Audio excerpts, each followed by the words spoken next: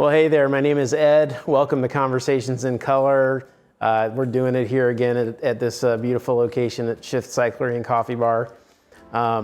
Episode 3, we're already on episode 3 of the second season, and we had just such a great, rich conversation. We had Dr. Salika Ducksworth-Lawton from the University of Wisconsin at Eau Claire, and Adam Akala from CoLab, a couple of the originals from the Conversations in Color team. And we talked about there's so many things happening in the world right now, between the Ahmaud Arbery case and the Kyle Rittenhouse verdict and such. And so, this is just a rich conversation, and I'm looking forward to you engaging in it here. But before we get into that, I want to thank our incredible sponsors. Once again, Shift Cyclery and Coffee Bar for providing the venue and some wonderful drinks. And Pablo Center at the Confluence, the University of Wisconsin at Eau Claire, and Converge Radio 101.9. Thanks to these wonderful sponsors for making Conversations in Color happen. And now, I invite you into the conversation.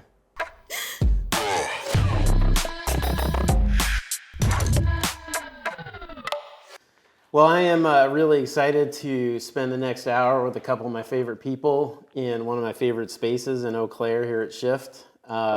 Adam, we haven't had you on the show yet since we restarted here with season 2, and you are one of the originals from day 1 with Conversations in Color, and you're back for more. Yeah. So, why? What's drawing you back in? I mean, there's still work to do. There's still conversations to be had, questions to be asked, not necessarily answered, but to be asked and talked about. There's a lot going on in the world and in the Chippewa Valley still that we have to talk about, and we can really dissect through conversation. I think that's really what keeps bringing me back, because we're not done. Yeah, we didn't. I'm really disappointed that in the 9 months that we were doing season 1 that we didn't get everything figured out and solved. I know. I wish we had that silver bullet, but I don't know if it exists. I don't think it exists. Yeah. I don't think it exists. But through these conversations, hopefully we start moving that needle a little bit. Yeah. Like we talk about with this show, the idea of humility, honesty, and humanity. There's 3 kind of pillars of the way we talk to each other. And one of the things that I hope is that through these conversations we can more deeply humanize each other in our own eyes. You know what I mean?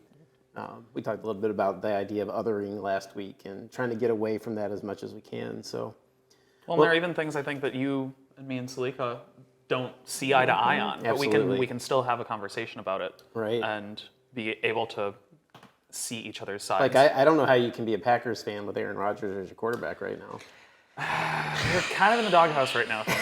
So, and they lost to the Vikings. So I mean, there are 2 strikes, 1 more, and they're out. I don't know. That's Gotcha. Baseball though. So baseball. I'm a Saints fan. I don't have a dog in that hunt.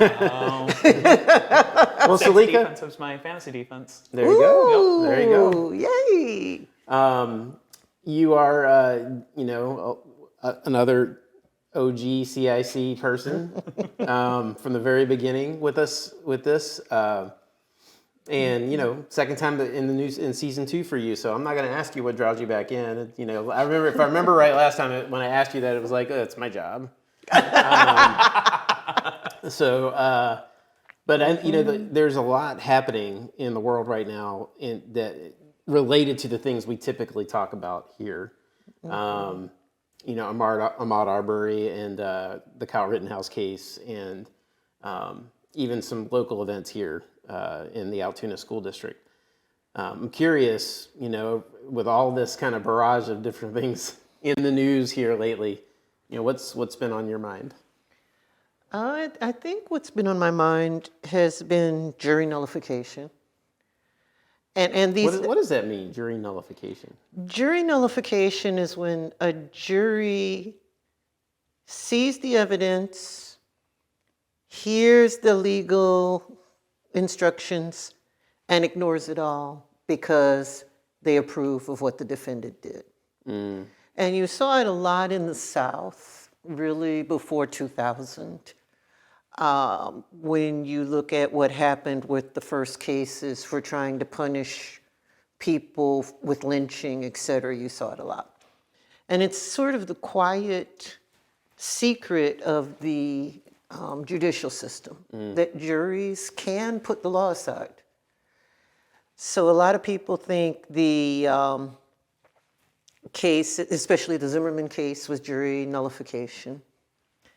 There are some people who think O.J. Simpson was jury nullification, or the LA riots, the first one in Simi Valley. And it's, juries are unpredictable, to talk about that. Is it kind of like To Kill a Mockingbird in a way? Like, yes. Where the evidence is presented plainly before you and you still choose to ignore it because of your biases? Because of your biases, because of your culture, because you approve of it. I mean, Emmett Till is your exact example of jury nullification. And there's a lot of people out there who are worried that we'll see jury nullification in the Ahmaud Arbery case. They feel that the Rittenhouse case was jury nullification. But I think that's because we don't get a lot of education about juries.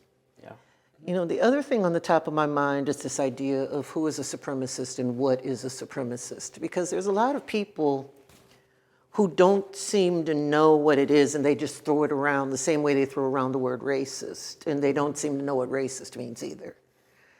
They especially seem to think that a black supremacist would be somebody who supports Black Lives Matter. And those two things are so totally opposite.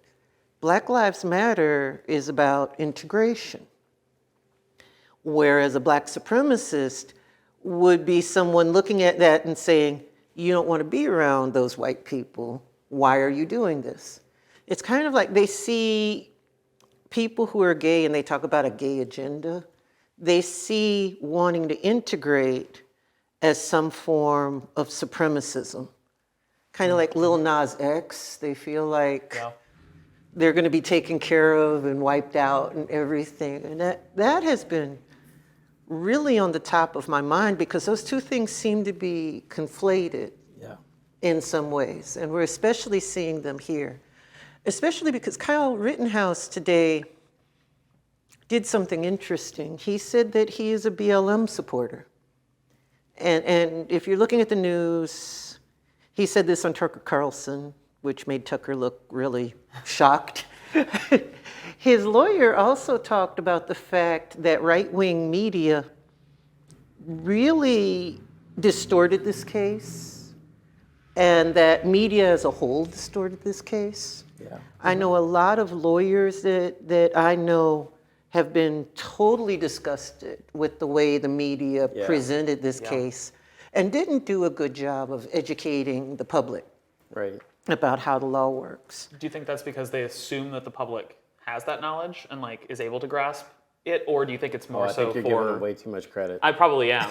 You think it's more for the views, the clicks, the comments? I think it's clicks and comments, because there are some people, especially when we're talking about the national media, they think that clicks, controversy sells. Right. Local media tends to be more responsible because they're the people you'll meet at Woodman's at midnight. So they don't want to be attacked. Yeah, they don't want to get corrected in the produce aisle. No, they don't. I mean, it's Woodman's and it's the produce aisle. You just really don't want to.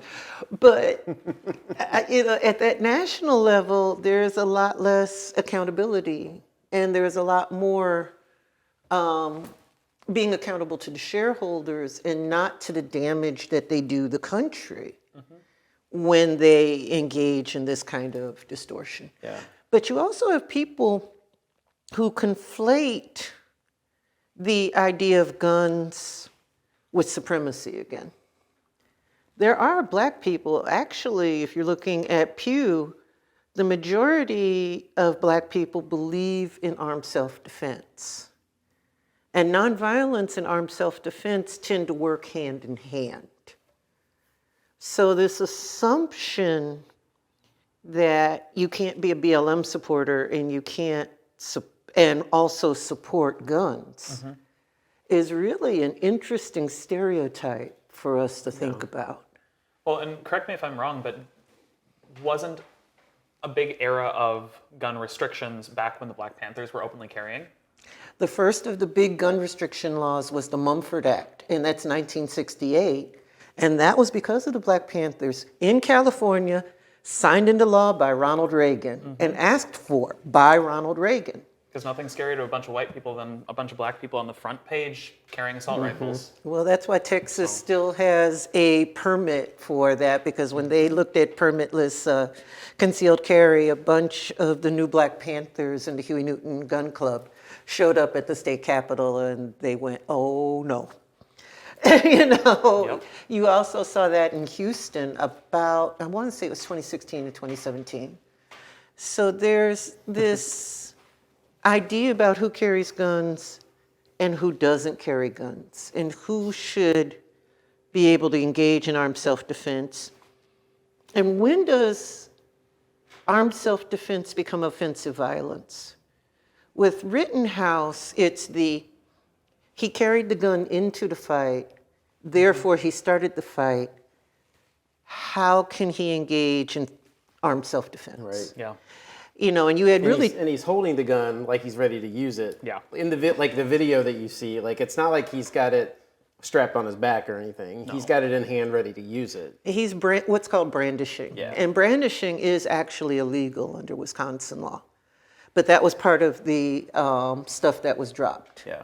But if you're well trained, you're not supposed to brandish. You don't ever level a gun at something you're not going to shoot. Which is a whole nother argument that you can get into.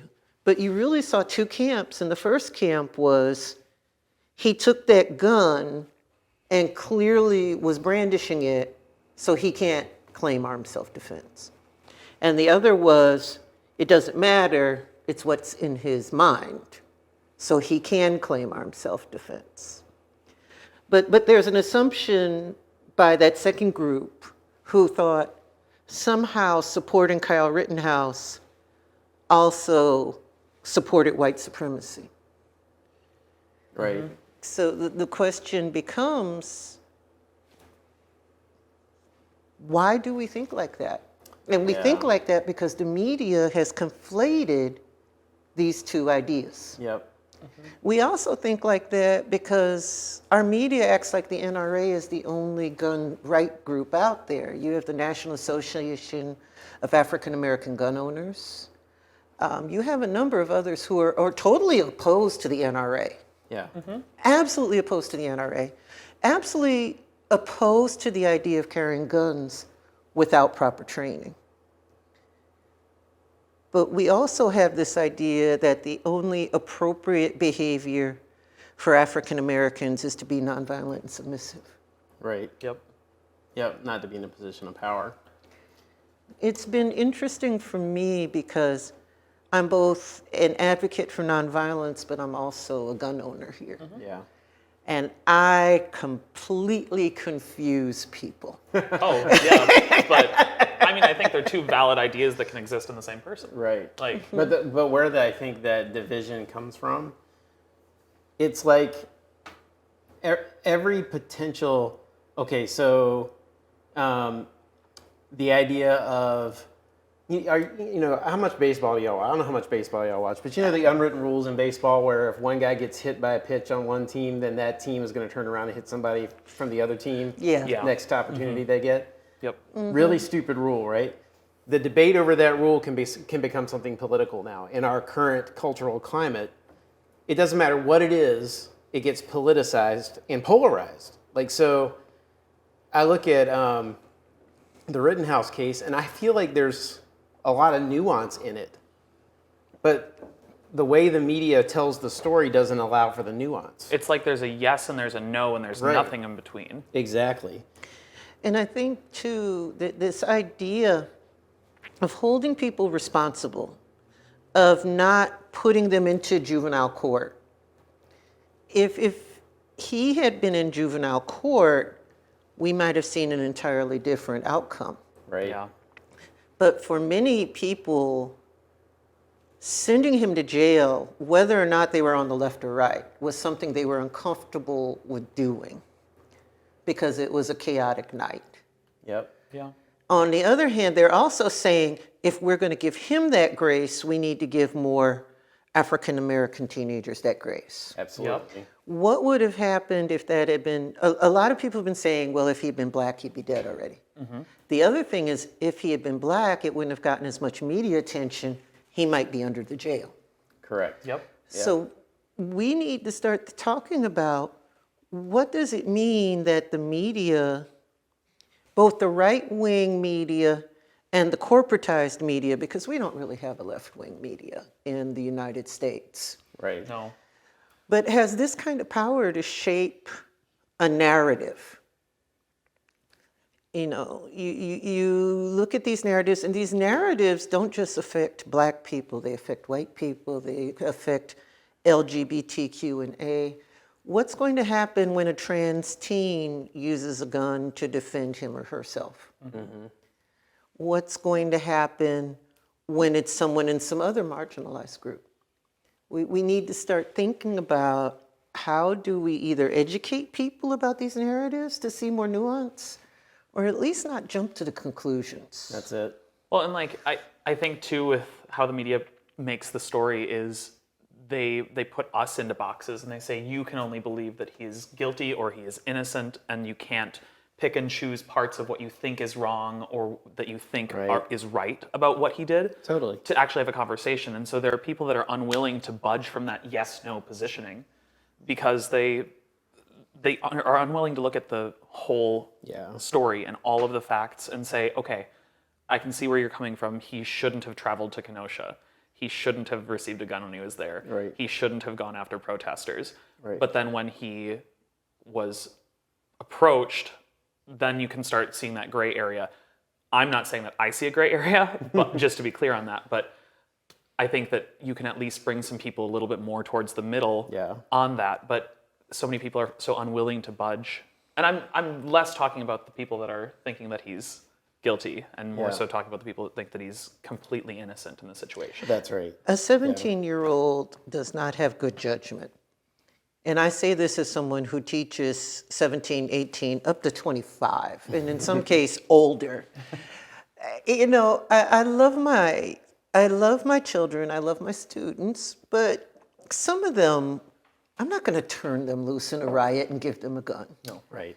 You know, and not every 18-year-old should have that. That's why the military actually vets them. You go through psychological tests, et cetera. And we need to think about how we treat a 17-year-old. But not just because of the Kyle Rittenhouse case.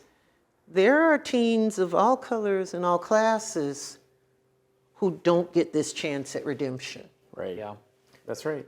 What does it mean to give people a chance at redemption? I mean, will Kyle Rittenhouse wind up like... Working for Matt Gaetz. You know, or will he wind up like Zimmerman, caught in his own community and worried about coming out because he's afraid somebody's going to kill him? You know, what does redemption look like here? How do you come back from something like this?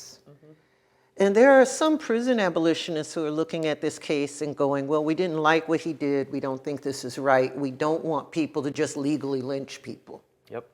Which is what they see him as doing.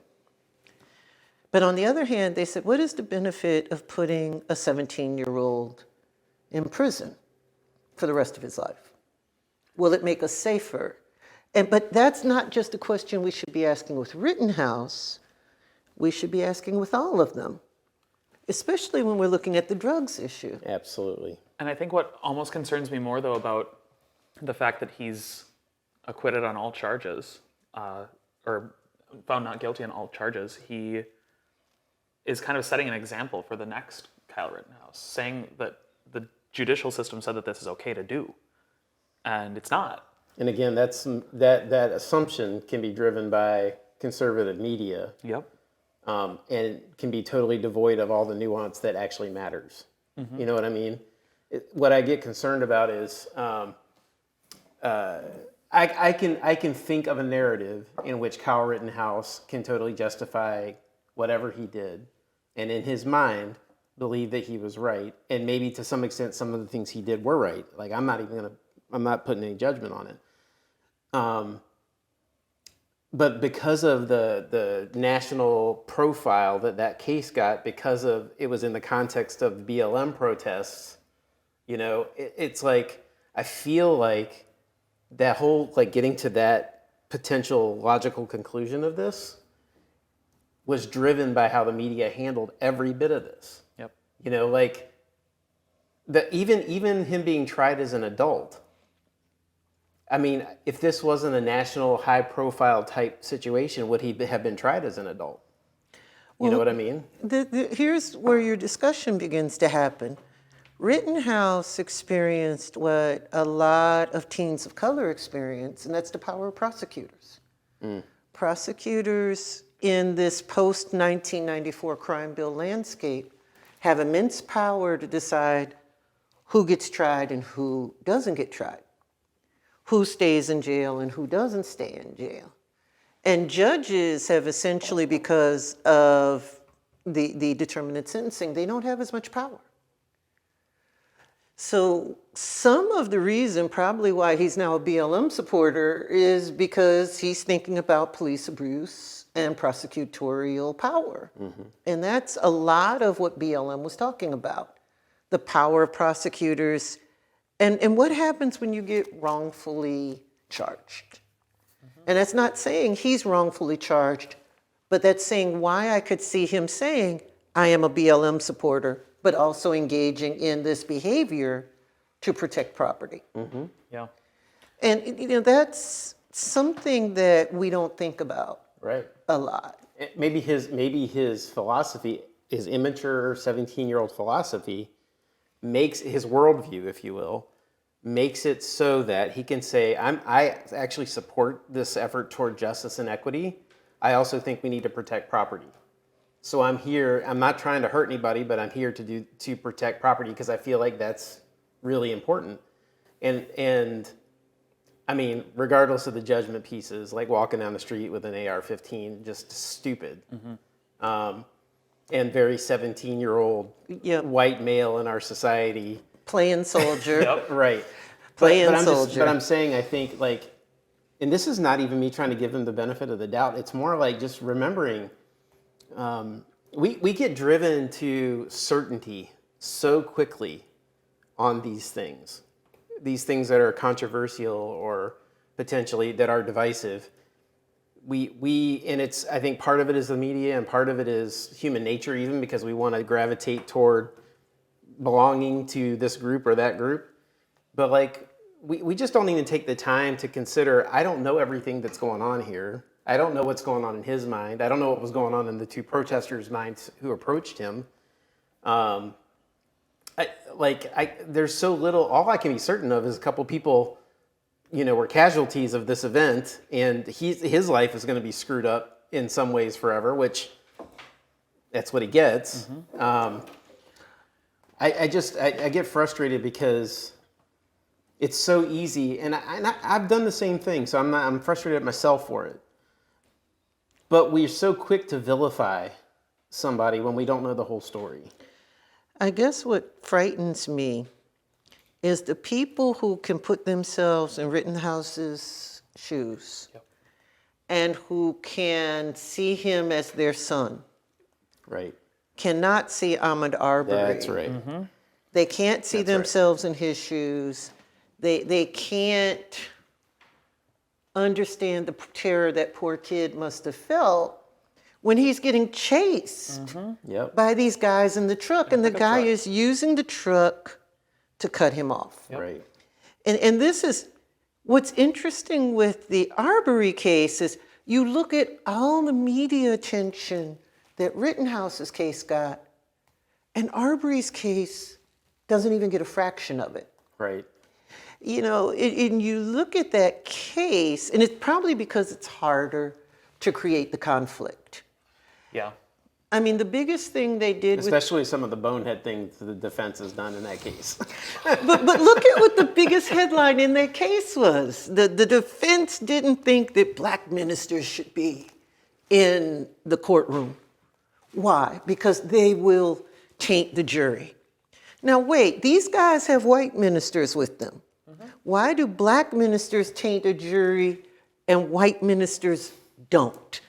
But that's the big, stupid, boneheaded thing they did. There's none of this other courtroom theatrics and everything else. And that leads to this idea that, conflict sells. Yeah. But these guys are maintaining to the end that using a car to cut somebody off while you're aiming rifles at him outside of the car windows is armed self-defense. Yeah. They are making a self-defense argument.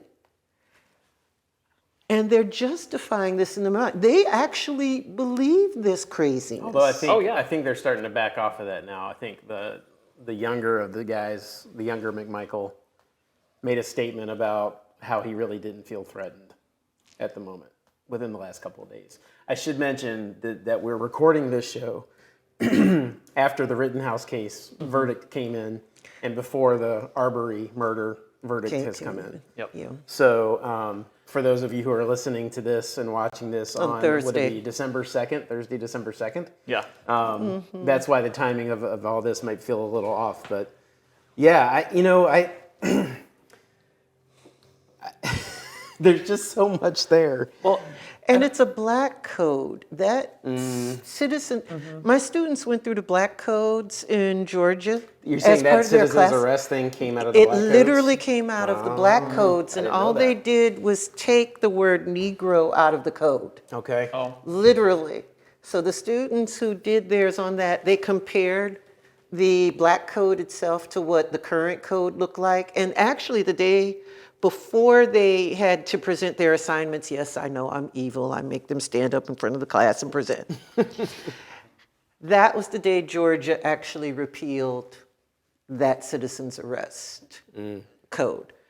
But literally, you had that code there, and it came from 1867. It was deliberately engineered to allow this kind of thing to happen. yeah. So the logical conclusion there is Ahmaud Arbery is dead because of a black code law that came right after, on the heels of the Civil War. Yes. I mean, really, that's not a stretch. At least that's the justification that being these guys used, had in their not mind. not the reasoning necessarily. The reasoning is probably far more insidious than that. Right. So Well, and based on a stereotype. It's based on a stereotype, and this stereotype, I look at it and I could see my son, I could see all sorts of kids being Yeah. caught in it because they were so sure of themselves. yep. Right. And it gets to partly, we don't educate people about what self-defense is or armed self-defense is. But we also don't give people consequences for corruption. I mean, if you really look at that Arbery case, that's the definition of corruption. You know, all of them are covering each other. The DAs won't press the charges. They know what's going on. The Right. police are kind of frustrated. And it's not just Georgia that stuff happens. And it's not just cross-racial.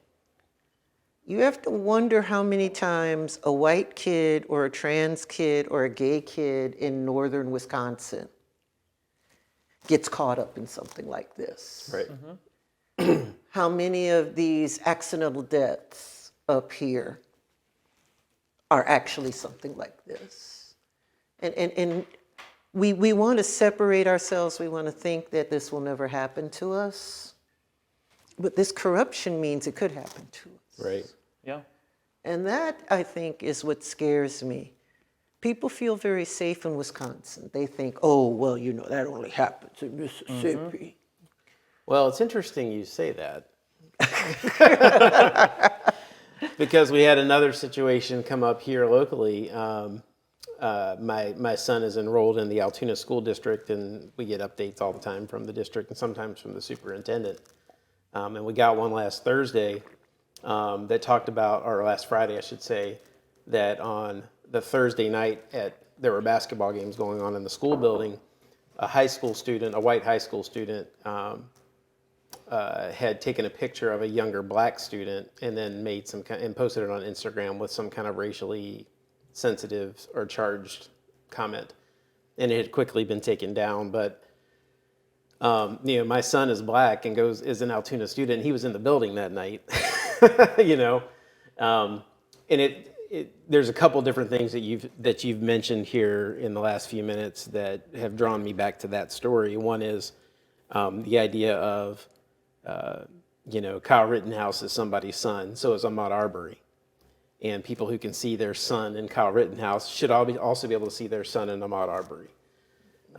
It reminds me of a song by Phil Cook, who just had a concert here with Mavis Staples not too long ago, who he had a song called Another Mother's Son, which is about that very topic.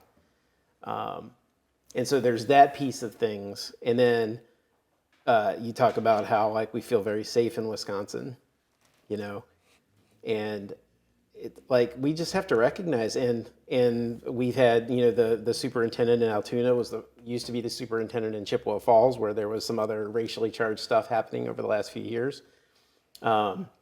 She's a common denominator in that, but I'm not saying that she's causing any of that. It's just the idea that there's stuff here, and that's, for me as a dad, and I'm sure for you as a mom of black children, it's scary, It is scary. I mean, it's scary for me as a mom, and it's scary because I have friends and associates I worry about.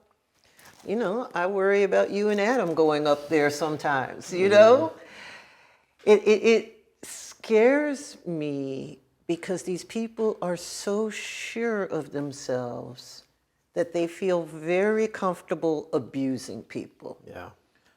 And this surety that their abuse, is either I'm just joking or what my son and them call edgelordism. That they're being funny. I'm not racist, I'm just making a joke. Yeah.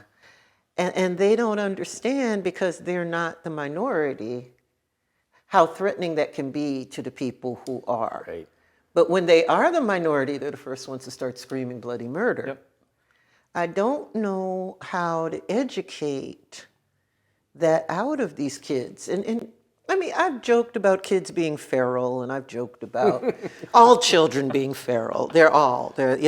Toddlers are feral animals, let's be honest. They are, and some teenagers are too. Yeah. But, and I've joked about having to civilize them and wanting to put them in deep freeze until they're 17 and things like that. I have made those jokes, I admit to it. But there is a part of me that goes, how do we teach kids to be humane?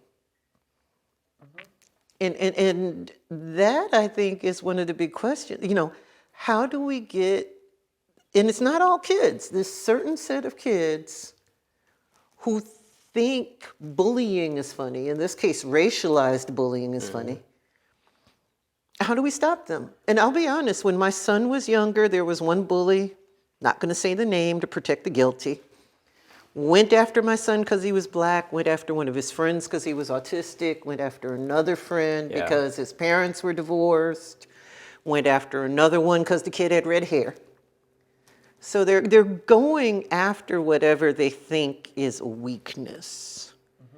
And how do we stop kids from doing that in a school and age where laying them out on the schoolyard is not supposed to be the answer? That was my generation's answer. Yeah. You punch them out or you push them in the ditch. We had ditches. Y'all don't have ditches. Yeah. I don't know what the answer is now. And there are a couple things that kind of come to mind in that. And one is just representation. I mean, if you see more black people doing normal things, if you see more red-headed people doing normal things in books, on TV, in media, you recognize that it's not a weakness. It's just a difference, but it's not a weakness. And so it Same adds thing power. same thing with queer folks. Yep. Absolutely. It adds power to that, Yeah. that relationship there. Right. You see more and more commercials now where you have same-sex couples, and and I think that's powerful. Honestly, we're just going to portray it's just normal. And it's getting to the point where it's not a big deal. There's not a press release about Old Navy featuring a gay couple in their holiday commercial. It's just part of what it is now. Yep. and interracial couples and Absolutely. diverse families. Like it's great to see because it allows people to see themselves. Right. But what gives me pain is the fact that you still have like this 13 to 20% of the population who still wants to hate on interracial couples, still wants to hate on queer people, still wants to hate this way. I think representation works for a majority. But there's this hardcore set who are insecure as heck. And supremacy is an addiction for them. You know, and toxic, I'm not just gonna say masculinity, just being toxic. Yeah. Forcing everybody, forcing everybody into the little boxes where they think people should behave.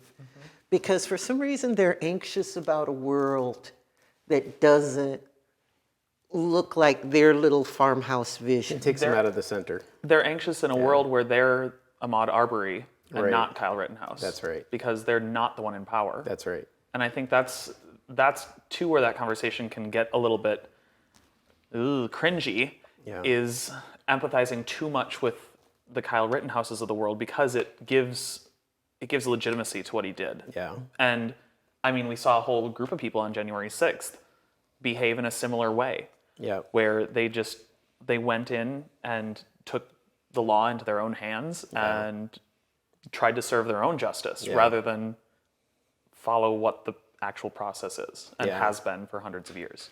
Not to say that process is always right or foolproof and could be improved, but Right.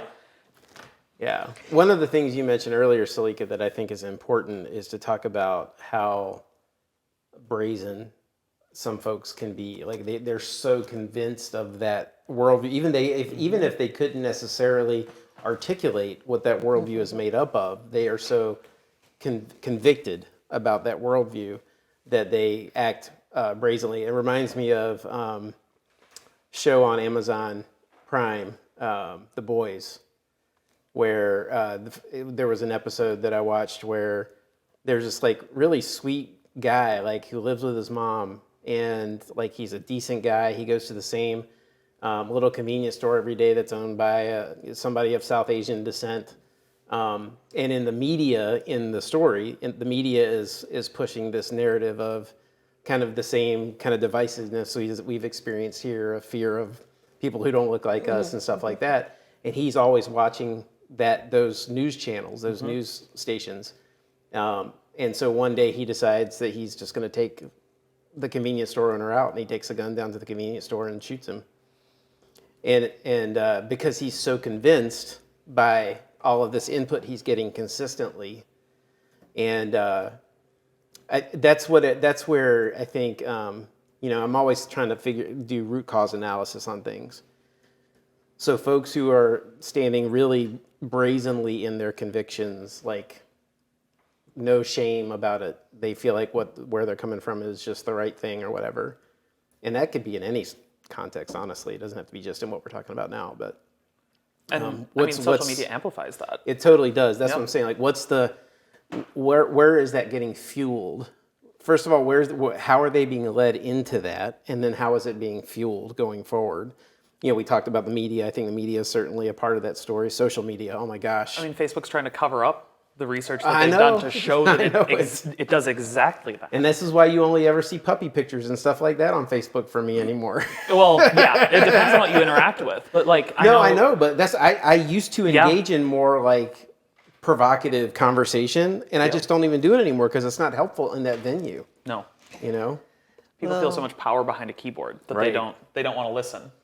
I have to engage in sarcastic memes because it's just my life. It's memes. It's the way you blow off some steam. Sarcastic memes are approved. Yeah, they have to be approved. And recipes, always recipes.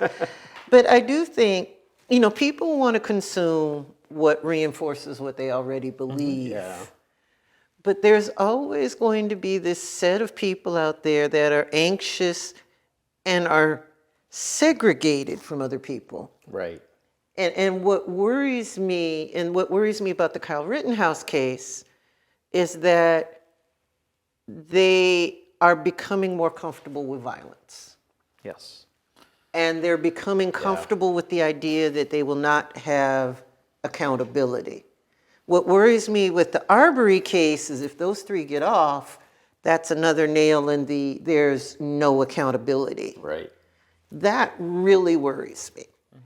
You know, on the other hand, I was happy to see Rittenhouse say that because I want people to start this conversation About being a BLM supporter? Is that what about you being a meant? Yeah. BLM supporter, but also understanding armed self-defense. Also understanding that, you know, if you're going to have this law, it's going to apply to everybody. And that's where I think the media, the national media really could do a better job of talking about what are the unintended consequences of all these laws that we've passed, all these rules that we've passed, but also what these beliefs are. Somehow I think Facebook knew those algorithms were going to feed people what they wanted to hear and that they'd go down a rabbit hole. But they were only thinking about money. This is probably the unintended consequence of them trying to sell a bunch of overpriced leggings and tennis shoes. Yeah. Right. And that, I think, is one of the things we have to really delve into.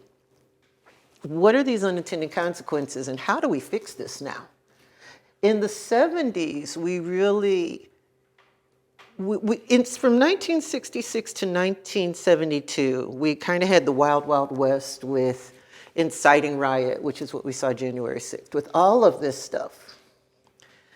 And by 72, people couldn't take it anymore. You saw states and cities cracking down on inciting riot. You saw them cracking down on white supremacists. And that worked. I'm wondering when that's going to happen today. Right. Because that's what happened in the past. And I think it's harder now to recognize it than it was maybe back then. And maybe it's not. Maybe that's just me with a clouded judgment on it. But I feel like it's a bit harder to recognize now because, like you're saying, there are people with multifaceted beliefs. I'm a BLM supporter, but I feel like I should bring a gun to go defend property too. Like it doesn't seem to nicely fit into that mold of like white supremacy. Yeah. And honestly, that's part of my draw to thinking more about the Rittenhouse thing is mostly because I can see a worldview in which you would be passionate about equity and justice and at the same time protecting property. I can see that being something somebody could justify. Well, that would have been Minneapolis in 2020. Well, You know, there were That's business right. owners Yes. on top of their businesses, and NAACP and Unicorn Riot people were patrolling Right. with their rifles because there were no police there. Right. But the thing is, those people actually had training, and AIM Yes. had training, Right. and they had discipline. Yeah. yep. So And they might not have been 17. they were not 17. Yeah. You I mean, had to be significant significantly older. differences. Yeah. You had to be, and true, you know, long guns cost a hell of a lot more than a handgun. And I think that's part of what happened there. Yeah. You know, he's not using his own long gun. He had access to a long gun. Yeah. Most people in inner city neighborhood, unless they've inherited the weapons, are not going to have $1,000 sitting around to get a long gun. Yeah.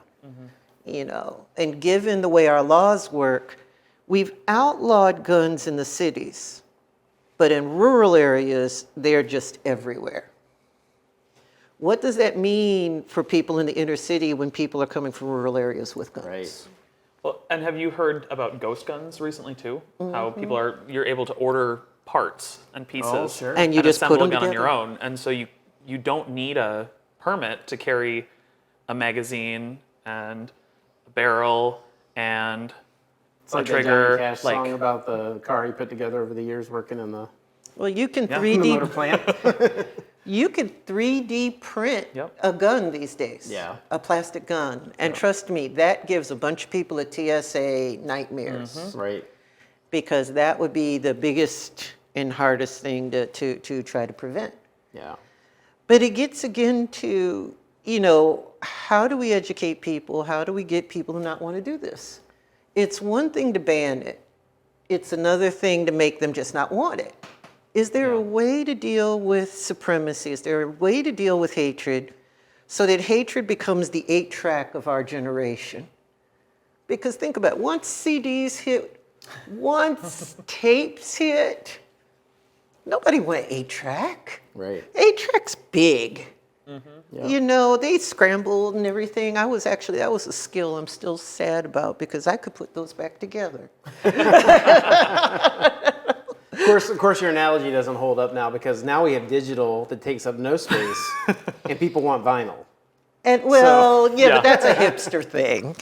That's a hipster thing. But they don't want 8-tracks. That's true. They want vinyl. But there's a whole, culture or feel that goes with vinyl that you don't get with an 8-track. No. Yeah. So we want to turn it into an 8-track, or we want to turn it into the antenna with foil on it. We used to have TVs with antennas. I told this to my children, and they're like, "What? You made that up?" No, we used to climb up on the roof and fall off the roof. No, I didn't do all that, but we that. definitely had foil on the antenna in the house. I fell off the roof. Well, hey, so we don't have a ton of time left, and I want to give Mr. Rittenhouse a break for a minute. Although I would like to say out loud that if he would like to be in one of these conversations with us, we would welcome that, and we'll find a way to fly him here if we can figure that out. I'm giving you the side eye. Just I give you a little bit of a side eye too, I think. Just I'll We're going to do both the side eye. We got both of the side eye. What are you saying?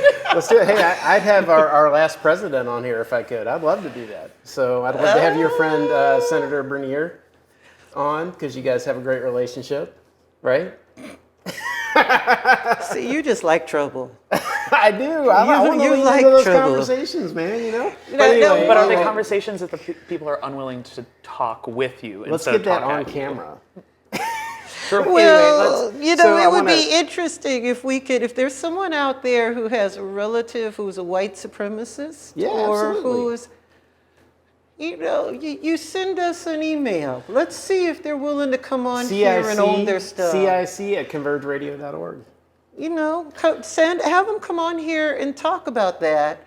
And let's see if maybe there's some common ground we can meet with them so that they can think about what they're doing here. Right. I think that you two might be a bit more optimistic about that than me. Maybe. And I've been that told. may be a generational I've been told thing, that. but not saying that y'all are old, but Well, we are. We are. Compared to you, we are.